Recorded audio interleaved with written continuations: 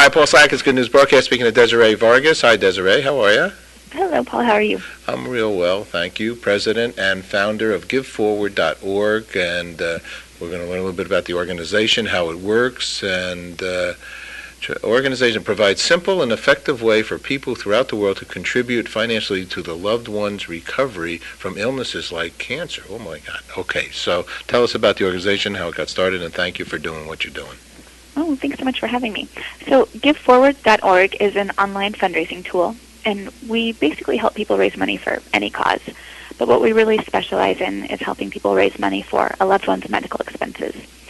Often we have people come to the site who they have insurance, but they have a $10,000 deductible, and they get diagnosed with cancer, and they need to raise the money so they can start treatment.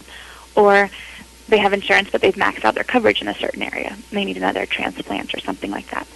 And then we also have people come to the site who have been laid off and are working hourly jobs, and they don't have insurance for their families, and they need to raise $30,000. So there's a variety of reasons that people use the site. But basically what you do is you come to the site, and you create a personal fundraising page that's kind of like creating a Facebook profile page or a LinkedIn profile page.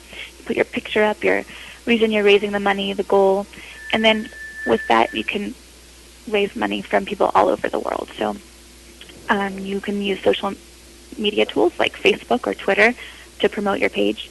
You can also just email directly loved ones, and we're a nice complement also to face-to-face fundraising like spaghetti dinners or car washes or bar events, stuff like that.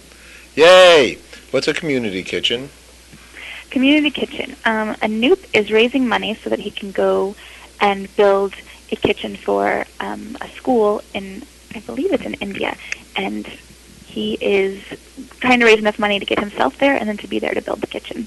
He's one of our longest standing fundraisers on the site. But above that, you'll notice that Johan raised $83,000.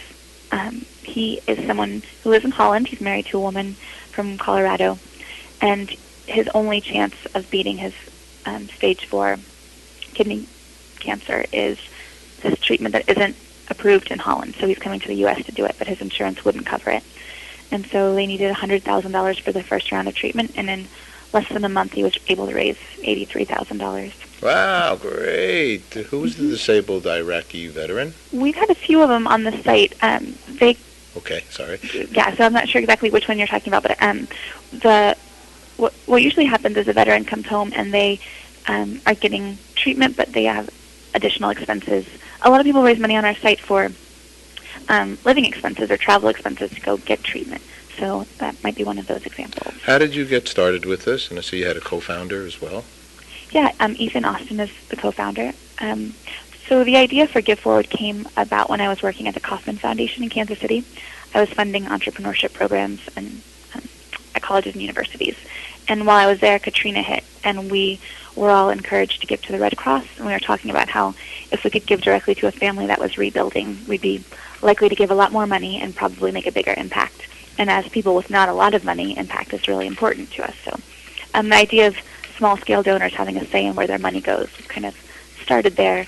And then I had a different idea for a company, an adult internship program, because so many of my friends were 25 and didn't know what they wanted to do with their lives and were afraid to leave their insurance and their benefits. So when I was thinking of how I would fund that business, I came up with an idea for GiveForward, basically a site that lets people raise money for any cause, because I thought, there are so many great causes out there that aren't necessarily nonprofit affiliated, and there's no way for them to raise money online, like people who take mission trips or go and volunteer in Africa at orphanages, or even, if you want to raise money to study abroad or study here in the U.S., or you have a neighbor whose house burnt down and they need help rebuilding. Or, there's so many different reasons to raise money. Sure, no, it's all good. Is the name a little bit as a result of Play It Forward? Is it similar kind of thinking?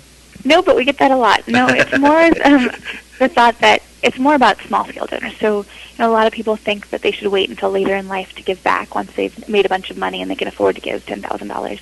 And we argue that if you give, $20 a year in the beginning and then increase that throughout a lifetime, you'll end up giving more money and have made a bigger impact than if you wait until later to give a large sum. I agree with you entirely. Even if somebody gives 5 cents today, they're going to feel good about themselves, and you put a lot of 5 cents together, and you got a lot of money.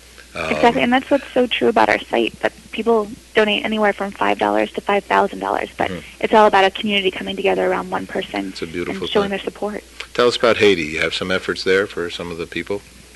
Yeah, after the earthquake hit Haiti, we had several users on the site create fundraising pages for Partners in Health and Oxfam and American Red Cross. And so we put them all together in one big group on the site, and collectively I think they've raised about $10,000 almost. Beautiful. Yeah. Excellent. Last question for you, and congratulations on what you're doing. You have a wonderful website, easily able to be navigated to actually make a donation, so congratulations there. And so at this point, what's good news for you, Desiree? Well, one of the best things that happened to us recently is that we hit the $1 million mark in donations. So wow. It really is proving that it's a site that's really helping people, and every day we get thank you letters from users or family members of someone who's raised money on the site saying what a difference it's made and how it's changed their lives. And one of the it was a sad day for us. We lost one of the users on our site. He had prostate cancer, but before he died, he received $20,000 in donations for his family to basically just to support them through this. But what was really had the most impact was the fact that he got to read words of encouragement and notes from people that he'd not seen in 20 years. And most people don't get that experience before they pass. So it was, really touching to see that kind of outpouring of support. And where do you guys are headquartered? Do you have offices and work out of we facility do. somewhere? We're in the Loop in Chicago. We have a little office here packed with a bunch of interns and then me and Ethan. Beautiful. Yeah, well, congratulations. It's a marvelous idea, and you're actually coming to me from a marvelous guy, Tom Martin, and some of the people that work with him.